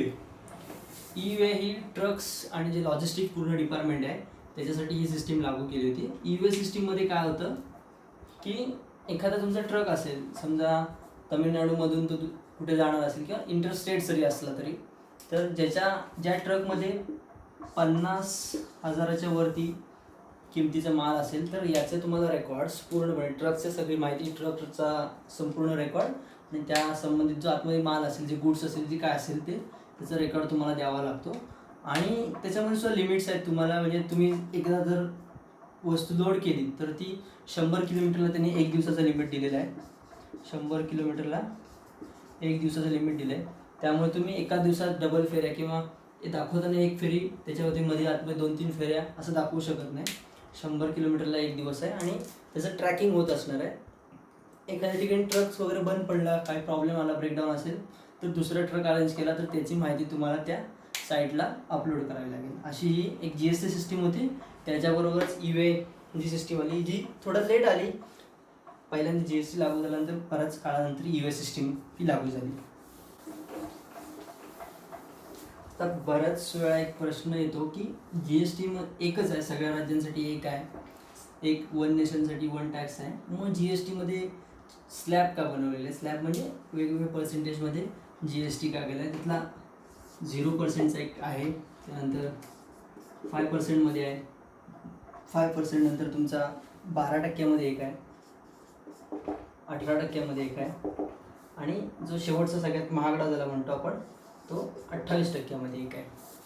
वेगवेगळे स्लॅब बनवण्याचं कारण काय, 0% म्हणजे जे खरंच जीवनावश्यक वस्तू आहे, दूध, तुमचं मासे असतील, चिकन असेल फ्रेश ना, फ्रोझन नाही ते, त्यानंतर तुमचं मीठ, तुमचा जे बाकीचं पाव असतील, ब्रेड, अंडी, ज्या काही जीवनावश्यक वस्तू आहेत या सगळ्या तुमच्या 0% येतात. 5% म्हणजे थोडासा महागडा विषय येतो, लाईट्सली, ज्याच्यामध्ये 5% काजूट आहेत. पॅकेजिंग जेवढं फूड आहे त्यामध्ये फ्रोझन जे काय असेल किंवा जे पॅकेजमध्ये तुम्हाला फूड मिळतं ते 5% येतं. 12% हे थोडंसं महाग आहे. 12% तुम्हाला खाण्यामध्ये बघितलं तर तूप आहे. बदाम 12% येतं. बदाम 12%, काजू 5%, हे काय लॉजिक लक्षात आलं नाही, पण बदाम 12%मध्ये येतं. त्यानंतर मोबाईल तुमचं 12%मध्ये येतो. इथून जसजसं आपण पुढे जाऊ प्रत्येक स्लॅबमधून तसं चैनीच्या वस्तू त्या मानण्यात येतात आणि त्याची तेवढी गरज नसल्यामुळे त्यांच्यावरती टॅक्स जास्त थोड्या प्रमाणात लागला आहे. इथे तुम्हाला कॉम्प्युटर्स मिळतील, प्रिंटर्स मिळतील, अशा ज्या काही गोष्टी आहेत. इंटरनेटवरती तुम्ही प्रत्येक स्लॅब तुम्हाला एक डिटेल्समध्ये माहिती मिळेल. बऱ्याच वेळा ते चेंजेस होत जातात. काही टक्के 18वरून 12वरती आले, 12वरून 5वरती आलेले आहेत. 28%मध्ये खूप चैनीच्या वस्तू आहेत, जसं की कोको कोला वगैरे ज्या वस्तू आहेत किंवा तंबाखू, ही खूप चैनीची वस्तू मानली जाते. सिगार्स वगैरे, सिगरेट वगैरे, ह्या जो वस्तू आहेत ह्या 28%मध्ये आल्या आहेत. म्हणजे ज्या गरजेच्या जशा गोष्टी कमी आहेत, म्हणजे गरजेच्या गोष्टी त्यांचा स्लॅब हा कमी टक्क्यामध्ये 0%मध्ये येतो आणि खूप चैनीच्या वस्तू आहेत त्या 18-28%मध्ये येतात. हा GSTचे वेगवेगळे स्लॅब असण्याचं हे मुख्य एक कारण आपल्याला म्हणता येईल. त्यानंतर काही अशा वस्तू आहेत जे GSTमध्ये इन्क्लूडच केल्या नाही आहेत, त्याबद्दल बऱ्याच लोकांना शंका आहे. आणि याबद्दल एक सगळ्यात महत्त्वाचं गोष्ट आहे, आपण पण त्याच्यावरती बऱ्याच वेळा लक्ष दिलं नाही. त्यातली सगळ्यात महत्त्वाची गोष्ट म्हणजे पेट्रोल आणि डिझेल GSTमध्ये ॲड केलेलं नाही आहे. राज्य म्हणतं की केंद्र सरकारने ॲड केलं नाही, केंद्र म्हणतं की राज्यांना तो अधिकार मिळाला पाहिजे, कारण राज्यांकडे फारशा प्रमाणात उत्पन्नाचं साधन नाही आहे. एक ठराविक गोष्टी जसं की ज्या स्टेटमध्ये अफीम वगैरेचे उत्पादन होतं ते एक असेल तर, आणि लिकर काय काय, आता जसं की बिहार आणि गुजरात हे ड्राय स्टेट्स आहेत, त्यामध्ये ते लिकरचं उत्पादन तुम्हाला म्हणजे अल्कोहोलचं उत्पादन मिळणार नाही. मग कशावरती लागेल तर तुमची वीज असेल त्याच्यावरती तुम्हाला टॅक्स मिळेल. थोड्याफार गोष्टी राज्याकडे असतात. पण पेट्रोलचं एक सिम्पल तुम्हाला उदाहरण दिलं आणि जर पेट्रोल GSTमध्ये आलं तर त्याचा किती फायदा होईल आपल्याला सर्वसामान्यांना, आपण हा शक्यतो विचार करत नाही. त्यामुळे आपण बघूया पेट्रोल आणि डिझेल याच्या कच्चं पेट्रोल डिझेल आपण कच्चं ऑइल ज्याचं म्हणून, त्या कच्च्या तेलाची किंमत सेम असते. म्हणून बाहेरच्या आपल्याकडे आपण म्हणतो पेट्रोलची गाडी आणि डिझेलची गाडीमध्ये आपण फरक करतो, पण बाहेर असं मानत नाही शक्यतो. दोन्हीचा रेट सगळीकडे सेम असतो. साधारण 8 रुपये आपण 18 रुपयाने डिझेल आणि 18 रुपयाने पेट्रोल आपण समजा जर विकत घेतलं कच्चं, त्यामध्ये आता कच्च्या तेलावरती प्रक्रिया होणार आहे, रिफायनरी याच्यामध्ये येणार आहेत. या साधारण आपण 8 रुपये पकडूया रिफायनरीना. पेट्रोल डिझेल सेम, याची प्राईस झाली 26 रुपये. प्राईस झाली 26 रुपये. आता मगाशी सांगितल्याप्रमाणे जिथे उत्पादन होणार तिथे सेंट्रलचा टॅक्स लागणार, सेंट्रल एक्साइज ड्युटी लागणार. तिथे तुमचा जो सेल वॅट आहे, ज्याचं मॉड वॅटचं सेन वॅट झालं, सेंट्रल एक्साइज ड्युटीचं मॉड वॅटचं सेन वॅट झालं. हा सेन वॅट आहे तो इथे तुम्हाला लागतो. हा खूप प्रमाणात म्हणजे जवळजवळ 80% तुमचं पेट्रोलवरती लागतो, डिझेलवरती तो 60% लागतो. म्हणजे या 26 जवळपास तुम्ही 80% जर पकडले तर 21 रुपये तुमचे याच्यामध्ये वाढतात. आणि इथे जवळपास 26 रुपयाला 60% जर म्हटले तर 26 + 17 18 रुपये तुमचे जवळपास वाढतात. 47 रुपये इथे होतात तुमचे. 7 जवळपास 43 रुपये तुमचे इथे होत आहेत.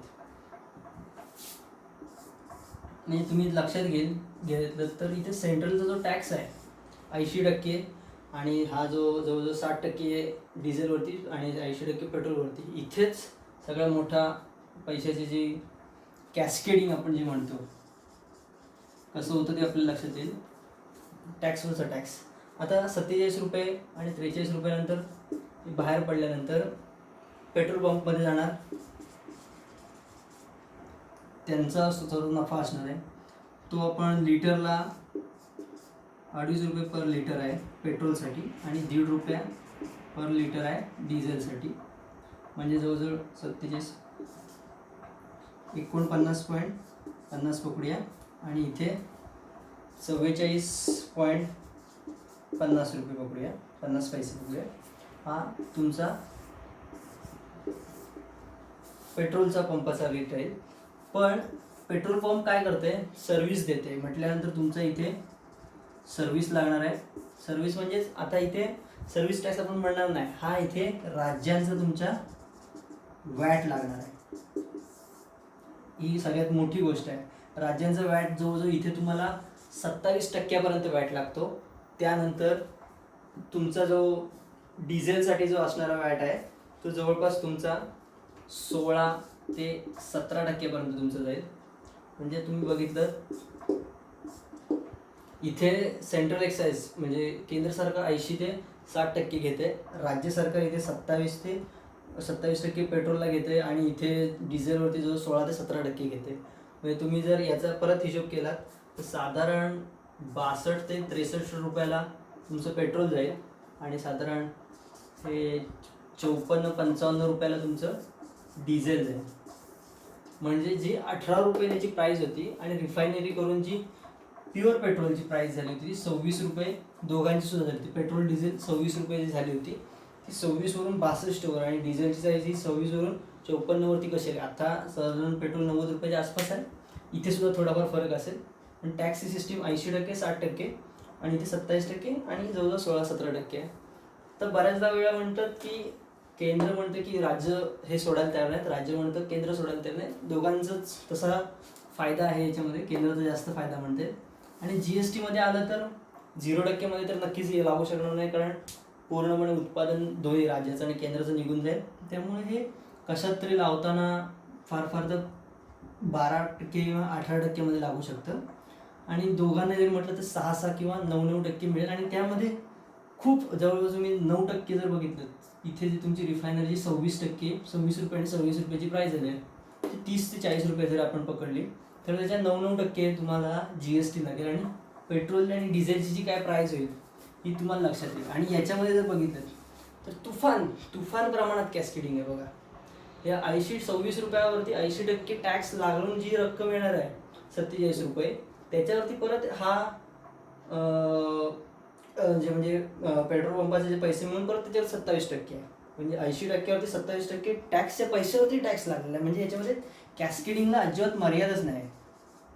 ही कॅस्केडिंग होती, ही तुफान प्रमाणात कॅस्केडिंग याच्यामध्ये होते पेट्रोल आणि डिझेलमध्ये. आणि हाच एक राज्याचा किंवा केंद्राचा इन्कम सोर्स आपण म्हणू. इलेक्ट्रिसिटीमध्ये फारसं काही वेगळं नाही आहे. इलेक्ट्रिसिटीमध्ये आता इलेक्ट्रिसिटी प्रोडक्शन आहे. प्रोडक्शन म्हटल्यावर तुम्हाला माहिती आहे कुठलंही प्रोडक्शन असेल तर सेन वॅट लागतं, म्हणजे सेंट्रलची एक्साईज ड्युटी तुम्हाला लागणारच आहे. पण राज्य सरकारचं एक ॲडव्हान्टेज म्हणून किंवा केंद्राने त्याच्यावरती सेन वॅट लावलं नाही. सुप्रीम कोर्टाने त्याला परमिशन तशी दिलेली आहे की तुम्ही त्याच्यावरती सेंट्रलची एक्साईज ड्युटी घेऊ शकता, कारण ते प्रोडक्शन आहे म्हणून. पण राज्याला ते त्यांनी मुभा दिलेली आहे. त्यामुळे याच्यावरती जो वॅट लागतो, वॅट म्हणजे इलेक्ट्रिसिटीचा वॅट, आता हा टॅक्समधला आपण वॅट म्हणतोय, हा वॅट साधारण 8 ते 10% तुम्हाला इलेक्ट्रिसिटीवरती वॅट लागतो. त्यावरती बघितलं, इलेक्ट्रिसिटीवरती बघितलं, राज्यामध्ये जे अजून एक ॲडव्हान्टेजमध्ये जे GST मध्ये वस्तू आलेली नाही आहे ती म्हणजे अल्कोहोल म्हणजे लिकर जे आहे, जी सगळी दारू आपण जे म्हणतो, किंवा या दारूमध्ये प्रोडक्शनवरती तुम्हाला सेंट्रलची एक्साईज ड्युटी असणार आहे, म्हणजे जी सेन वॅट आपण जे म्हणतो, प्लस स्टेटचं विक्रीसाठी असणार आहे वॅट असणार आहे. सेन वॅट प्लस वॅट तुम्हाला दोन्हीकडे पे करावं लागणार आहे. कॅस्केडिंग होतच आहे. म्हणून हा जो स्टेटचा पैसा आहे स्टेटमध्ये मिळाला, म्हणून ज्या लिकरच्या ज्या आपल्याकडे मॅन्युफॅक्चरिंग होतं, म्हणून बऱ्याचशा वेळी बघा की स्टेटमध्येच राज्य उत्पादन शुल्क विभाग बऱ्याच वेळा छापे करत असतं की स्टेटमधली दारू स्टेटमध्ये विकावी, बाहेरून कुठली दारू येऊ नये. कमी किमतीमध्ये वॅट्समध्ये, तिकडे प्रत्येका स्टेटचे वेगवेगळे असतात. त्यामुळे बाहेरच्या स्टेटमधून, जसं की आपल्याकडे म्हटलं तर गोव्यातून स्वस्त प्रमाणात दारू आणून इकडे विकली जाते.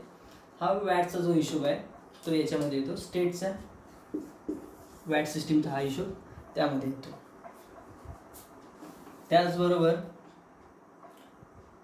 जी GST काउन्सिलनी परिभाषा केलेली आहे, जी वस्तू सर्व्हिस आहे, म्हणजे जी कुठलीही वस्तू जी गुड्स नाही आहे ती सर्व्हिस आहे, आणि जी सर्व्हिस नाही आहे ती गुड्स आहे. पण याच्यामधून सगळेच कोणी वाचलं नाही असं नाही. सगळेच लोक, एकतर तुम्ही GST मध्ये येताना तुमची वस्तू सर्व्हिस आहे ती सांगा, किंवा तुमची वस्तू गुड आहे, हे काहीतरी एक ठरवा आणि तुम्ही दोघांनाही सेम रेट आहे. GST मध्ये तुम्ही बघितलं सर्व्हिस आणि जो गुड्सचा टॅक्स हा सेम आहे. त्यामुळे काही अशा गोष्टी आहेत, म्हणजे काही अशा संस्था होत्या की ज्या दोन्हीमध्ये बसत नव्हत्या. For example Ola, Uber, Flipkart ह्या ज्या गोष्टी आहेत, म्हणजे ह्या ज्या संस्था आहेत त्या सेल्समध्ये येत नव्हत्या, सर्व्हिसमध्ये येत नव्हत्या, कारण त्या ॲक्च्युअलमध्ये कामच करत नव्हत्या. ओला उबेरमध्ये बघितलं, ओला उबेर कंपनी एका ठिकाणी स्थित होती, ती टॅक्सीवाल्याला शोधत होती आणि पॅसेंजरला शोधत होती, दोघांना एकमेकांना जोडत होती आणि त्यांचा पुढचा व्यवहार चालत होता. त्यामुळे त्यांना पैसे कमिशन दोघांचं मिळत होतं. पण गव्हर्नमेंटने त्यांना स्ट्रिक्टली सांगितलं की तुम्हाला याच्यामध्ये रिव्हर्स चार्ज लागेल.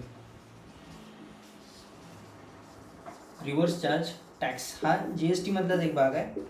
रिव्हर्स चार्ज टॅक्स म्हणजे काय बघा, या प्रत्येक आपण जे आता उदाहरण बघितली, एखाद्या A फॅक्टरीमधून B दुकानदाराकडे गेलं, दुकानदाराकडून ग्राहकाकडे गेलं. आता दुकानदाराकडे ज्यावेळी वस्तू जाणार आहे फॅक्टरीमधून, तर त्यावेळी तो GST बिल देणार आहे. त्यावेळीच त्याला, म्हणजे जर त्यांनी GST बिल पे केलं असेल तरच त्याला बेनिफिट मिळणार आहे. मग आपण बघितलं 10 रुपये होते आणि त्याने 14 रुपये त्याच्याकडे होते, पण त्यांनी 4 रुपयेच दुकानदाराने पे केले, कारण 10 रुपये ह्याने आधी GSTचे पे केले होते. त्यामुळे पहिल्या वस्तूने जर माणसाने जर GST पे केली असेल तर तरच त्याचा पुढच्याला फायदा होतो. त्यामुळे या GST सिस्टीममध्ये एक चांगली गोष्ट आहे की प्रत्येक पुढची व्यक्ती मागच्याला सांगते की तू GST पे कर, त्याशिवाय त्याला फायदा मिळत नाही. रिव्हर्समध्ये काय होतं बघा, ओला उबेर असेल किंवा ज्या बाकी कंपनी आहेत त्यांचा एकमेकांशी काही संबंध येत नाही. मग गव्हर्नमेंटने त्याला स्ट्रिक्टली सांगितलं की तुम्हाला तर टॅक्स पे करावा लागेल, तो तुम्ही टॅक्सीवाल्याकडून घ्यायचा का त्या ग्राहकाकडून घ्यायचा, तो तुमचं तुम्ही बघा. याचं सिंपल उदाहरण एक सांगतो. मला एखादी मशीन घ्यायची किंवा मला एखाद्या विषयात शिकायचं आहे, एखाद्या विषयाविषयी मला माहिती घ्यायची आहे, शिकायचं आहे, आणि भारतामध्ये त्याला महाग असेल म्हणून मी अमेरिकेमध्ये किंवा जर्मन्समध्ये तिथल्या मी एका शिक्षकाला कॉन्टॅक्ट केला, त्याला मी ऑनलाईन पैसे ट्रान्सफर केले आणि त्याच्याकडून मी शिक्षण घेतले, किंवा तो इथे येऊन त्याने मला शिकवली, एखादी मशिनरी असेल किंवा काही जे एखादी थेअरी असेल ती मला शिकवली, त्याचे मी त्याला पैसे पे केले. आता भारत सरकार त्याच्याकडून टॅक्स तर घेऊ शकत नाही, तो या देशाचा नागरिक नाही आहे, काय नाही आहे. मग ते टॅक्स कोणाकडून घेणार, माझ्याकडून घेणार. सेम सिस्टीम याच्यामध्ये रिव्हर्स चार्जेसमध्ये काय होणार की हा जो टॅक्स आहे तो तुम्हाला ओला किंवा उबेर यांच्याकडून वसूल करणार. मग ओला उबेरने ठरवायचं की तो टॅक्सीवाल्याकडून घ्यायचा का त्या ग्राहकाकडून घ्यायचा, त्या दोघांच्या संगमताने आपण एक टॅक्सची अमाऊंट वेगळी करायची. ही रिव्हर्स चार्ज सिस्टीममध्ये येते. आता याच्यानंतरचा पुढचा जो एक विषय आहे की GST सिस्टीम पूर्णपणे अशी चालते. पेट्रोल, डिझेल, इलेक्ट्रिसिटी, अल्कोहोल या GST मधून का वगळल्या तुम्हाला लक्षात आलं असेल. याच्यामध्ये खूप नफा आहे राज्याचा आणि केंद्राचा, आणि GST सिस्टीममध्ये ह्या गोष्टी आल्यानंतर सुद्धा आपला खूप फायदा होईल हे आपल्याला याच्यातून लक्षात आलं असेल. आता GST मध्ये लागू करण्यामध्ये आपण GSTची कन्सेप्ट बघितली, GSTची प्रोसेस कशी चालते ती बघितली, दोन्ही उदाहरणं बघितली. IGST हे सगळ्यात कॉम्प्लिकेट मानलं जातं इंटरस्टेटचं, ते सुद्धा आपण उदाहरण बघितलं. नॉर्मल SGST किंवा CGST कशी असते ती बघितली. युनियन टेरिटरीजमध्ये पण सेम प्रोसिजर आहे, त्यामध्ये विशेष काय बघण्यासारखं नाही आहे. कन्सेप्ट काय आहे, ती कोणत्या घटनेवरून आली, म्हणजे जो सिंगल पॉईंट टॅक्स सिस्टीमवरून वॅट प्रिन्सिपल कसं आलं, वॅट प्रिन्सिपलवरून GST कशी आली आपण ही बघितली, संपूर्ण प्रोसेस बघितली. आता एक राजकारणाचा जो विषय याच्यामध्ये ठरतो, अमेंडमेंट्स कशा झाल्या, काय झाल्या, ते आता आपल्याला बघायचं आहे की अमेंडमेंट कशा झाल्या, ही पूर्ण GST प्रोसेस केव्हा सुरू झाली ती आपल्याला आता बघायची आहे, ती आपण बघूया. आता इथे जो पॉलिटिक्सचा मेन विषय येतो की GST आणणं मागे काय कारण होतं. GST जो राजकारणाचा, जो GST मधला जो राजकारणाचा मेन भाग आहे, यातली ही सगळ्यात महत्त्वाची सालं इथे आपण लिहून ठेवलेत किंवा तारीख आपण लिहून ठेवले आहेत. याचं तुम्हाला एक्सप्लेनेशन थोडक्यात सांगतो, व्हिडिओ खूप मोठा होत जातोय. त्यामुळे अमेंडमेंट ही सिस्टीम काय, आपल्याला माहिती आहे 101 हे अमेंडमेंट आहे, म्हणजे घटना दुरुस्ती आहे. 101 अमेंडमेंटमधून ते GST संमत झालं. 2000 साली याची सुरुवात झाली होती, जवळपास बघा 2000 साली झालं आणि 2016 साली GST लागली. जवळ 15-16 वर्ष याच्यावरती आपल्याला तयार करण्यासाठी. फ्रान्समध्ये तुम्हाला एक माहिती म्हणून सांगतो, फ्रान्समध्ये 1954 साली GST लागली. फ्रान्समध्ये 1954 साली GST लागली होती, आणि त्यानंतर बऱ्याचशा युरोपियन कंट्रीजमध्ये GST लागली. पाकिस्तानमध्ये सुद्धा जी एस टी लावली, आपल्याबरोबरच थोड्याफार प्रमाणात पुढे मागे तो हिशोब आहे, आपल्याबरोबरच त्यांनी जी एस टी लावली. सगळीकडे जी एस टी लावली. अमेरिकेमध्ये जी एस टी नाही आहे, अमेरिका फेडरल स्टेट आहे, मग तुम्हाला मगाशी सांगितलं त्याप्रमाणे. पण इथून 1994ला 54 जेव्हा जी एस टी लागली ना आपल्याकडे, तो 2016पर्यंत जो काळ आला, याच्यामध्ये जी एकूण प्रोसेस काय होती, अमेंडमेंट्स काय होत्या, घटना दुरुस्ती काय होत्या, त्या सिंपल आपण थोडं बघूया. 2000 साली एम्पॉवरमेंट कमिटी स्थापन झाली. एम्पॉवरमेंट कमिटीमध्ये प्रत्येक स्टेटचे फायनान्सचे मिनिस्टर होते, वित्तमंत्री, अर्थमंत्री ज्याला आपण म्हणू, तर त्यांच्याकडचा जो माणूस असेल कोणी, जो ह्या एम्पॉवरमेंट कमिटीमध्ये असेल प्रत्येक स्टेटचा. 2002 साली जसवंत सिन्हा, 2000 साली म्हणजे एनडीएचं सरकार होतं, वाजपेयी सरकार, जसवंत सिन्हा वाजपेयी सरकारमध्ये त्यांनी 2002 साली केळकर कमिटी स्थापन केली. नेटवरती तुम्हाला याची सगळी माहिती मिळेल. केळकर कमिटीने काय काम केलं की जी जी एस टी कन्सेप्ट आहे, म्हणजे जे वॅट, जी एस टी ही वॅटचं मॉडिफाईड रूप आहे, आणि याच्यावरती अभ्यास त्यांचा सुरू झाला.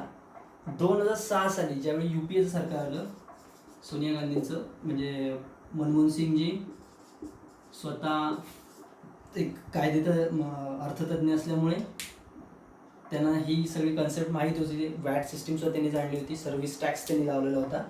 पुढे तो जी एस टी आल्यानंतर सर्व्हिस टॅक्स पूर्णपणे रद्द झाला. त्यांनी याच्यावरती अभ्यास सुरू केला. त्यावेळी त्यांचे फायनान्समध्ये जे मंत्री होते पी चिदंबरमनी घोषणा केली की 1/4/2010 पूर्ण भारतामध्ये, इंडियामध्ये युनिफाईड जी एस टी ते लागू करतील, आणि त्याच्यावरती त्यांचं काम सुरू होतं, आणि जवळपास योग्य रीतीने त्यांचं काम चालू होतं. 2009 साली त्यांचं पहिलं प्रपोज्ड ड्राफ्ट त्यांचा तयार झाला जी एस टीबद्दल, की जो अंदाजपत्रक त्यांनी बनवलं, प्रपोज ड्राफ्ट त्यांनी बनवलं, जी एस टी कशी असावी, काय असावी. आणि जसं तुम्हाला सांगितलं 101वी अमेंडमेंट होती, पण बिल क्रमांक त्याचा होता 115वा, आणि 115व्या बिलामध्ये 2011 साली ते 115वं बिल आलं. संमत झालं नाही, कारण 2014 हा काळ होता इलेक्शनचा. 2014मध्ये पूर्ण सभाच भंग झाली, संसद भंग झाली, कारण इलेक्शन लागलं, आणि संसद भंग झाली म्हणजेच बिलसुद्धा ते लॅब झालं. संसद भंग झाल्यावर बिल लॅब होतं, आपल्याला माहिती आहे. पॉलिटिकल सायन्स आणि राज्यशास्त्र ज्यांचा अभ्यास आहे त्यांना हे लक्षात येईल. बिल लॅब झाल्यानंतर 2014मध्ये साधारण ते 26 मेचा असेल, एनडीएचं सरकार पुन्हा आलं, मोदीजी पंतप्रधान झाले, आणि एनडीएचा या सगळ्यामध्ये विरोध होता. ज्यावेळी 2006 ते 2014 हे बिल संमत करण्यामध्ये जी एस टीला त्यांचा विरोध होता. पण राजनीती आपण ज्याला म्हणतो, त्यातला जो नीती हा जो विषय आहे, तो जर नीट कन्सेप्ट क्लिअर करून घेतला तर तुम्हाला लक्षात येईल की ह्या 2014च्या जूनमध्येच याच्यावरती पुन्हा अभ्यास करण्यास सुरुवात झाली. तो जे बिल होतं ते पुन्हा संसदेत आणण्याचा प्रयत्न सुरू झाला, आणि डिसेंबरमध्ये बिल संसदेमध्ये आलं, राज्यसभेमध्ये आलं, लोकसभेमध्ये आलं. मेमध्ये ते पास झालं. पास करणं खूप पॉवर, म्हणजे संख्याबळ त्यांच्या जास्त आहे इंडियाकडे, आपल्याला माहिती होतं, आणि त्यांना लोकसभेमध्ये पास करणं एवढं काही कठीण नव्हतं. लोकसभेमध्ये त्यांनी इझिली ते पास केलं. ज्यावेळी राज्यसभेमध्ये आलं, राज्यसभेमध्ये तुम्हाला माहिती आहे बहुमत तुम्हाला पाडावं लागतं, आणि युपीएचं त्यातली जी अलायन्स होती ती सुद्धा त्यामध्ये होती, त्यामुळे तिथे त्यांना शक्य झालं नाही की ते इझिली ते आहे तसं बिल ते पारित करू शकले. मग याच्यामध्ये संविधान संशोधन करण्यात आलं, आणि संविधान संशोधनासहित म्हणजे अमेंडमेंट सहित ते 12/9ला, म्हणजे 3/8ला ते संविधान संशोधन पारित झालं, आणि 12/9ला यातला जो जी एस टीचा भाग 12वा आहे, जी एस टीचा 12वा भाग, ज्याच्या 12व्या भागामध्ये जी एस टी, तुम्ही नेटवरती चेक केलं, जी एस टीचा पूर्ण जो पूर्ण जी बॉडी चेक केली, तर त्या जी एस टीच्या 12व्या भागामध्ये जी एस टी काउन्सिल जे काय आहे विषय, तो 12व्या भागामध्ये आहे आणि जी एस टीचा तो 12वा भाग 12/9ला लागू केला आणि 16/9ला पूर्ण जी एस टी लागू झाली. 16/9ला पूर्णपणे तो जी एस टीचा कायदा लागू झाला. याच्यामध्ये ज्यावेळी तुम्हाला वगैरे सांगितलं 31 स्टेट्सना म्हणजे 29 स्टेट्स, दिल्ली आणि पॉंडिचेरी यांना पण जो स्टेटचा अधिकार दिला, तसे 31 स्टेट्स. आणि या 31 स्टेट्समध्ये 31 स्टेट्सना बहुमत म्हणजे 31 स्टेट म्हणजे जवळजवळ 31 आपण आता 16 राज्यांना आपल्याला जवळपास याच्यासाठी संमत करायचं होतं. तमिळनाडूचा, गुजरातचा आणि पंजाबचा याला विरोध होताच. आपण मग असे बघितलं की जे डेस्टिनेशन बेस्ड जी सिस्टीम होती IGST मधली ती थोडी प्रॉब्लेमॅटिक होती त्यामुळे. पण 16 राज्यांमध्ये सगळ्यात पहिल्यांदा आसाम, बिहार या राज्यांनी लगेच त्याला संमती केली. होय नाही करत 16वं राज्य माझ्यामध्ये राजस्थान होतं. राजस्थानने 16वं राज्य दिलं आणि ते बिल 16/9ला पूर्णपणे लागू झालं. याच्यामध्ये बऱ्याचशा गोष्टी आपण आता बघितल्या. GST मध्ये चांगल्या गोष्टी बऱ्याचशा प्रमाणात आहेत. काही गोष्टी GST मध्ये इन्क्लूड केल्या गेलेल्या नाही आहेत, जसं की पेट्रोल, डिझेल, त्यानंतर लिकर आहे. या गोष्टी जर GST मध्ये इन्क्लूड झाल्या तर आपल्याला खूप फायदा होऊ शकतो. पण असं कुठे प्राविधान केलं नाही की ह्या गोष्टी याच्यामध्ये इन्क्लूड होणारच नाहीत. त्या आज ना उद्या होऊ शकतात. आपल्या सगळ्यांना याचा जर अंदाज आला असेल तर एक जनतेमध्ये अजून बऱ्याचशा प्रमाणात GST लागून आता 3-4 वर्ष झाल्यानंतर सुद्धा जनतेमध्ये त्याविषयी माहिती अजून नाही आहे की GST मध्ये कसा प्रॉफिट होऊ शकतो. त्यामुळे ह्या गोष्टी समाजात सगळीकडे पसरल्या सुद्धा पाहिजेत, जेणेकरून पेट्रोल, डिझेल ह्या वस्तू आहेत त्या GST मध्ये लागतील आणि त्याचा आपल्याला बेनिफिट्स एक मिळू शकतो. आजचा व्हिडिओ आपण GST कन्सेप्ट, प्रोसेस आणि अमेंडमेंटवरती बघितला. बऱ्याचशा ज्या गोष्टी होत्या त्या कव्हर करण्याचा प्रयत्न केला आहे. व्हिडिओ खूप मोठा होतो आहे, पण तरीसुद्धा काही तुम्हाला कन्सेप्ट किंवा एखादी गोष्ट तुम्हाला जर लक्षात आली नसेल कमेंट करा. आपण त्याचं जी काही माहिती असेल त्याबद्दल ती मी देण्याचा जास्तीत जास्त प्रयत्न करेन. थँक्यू.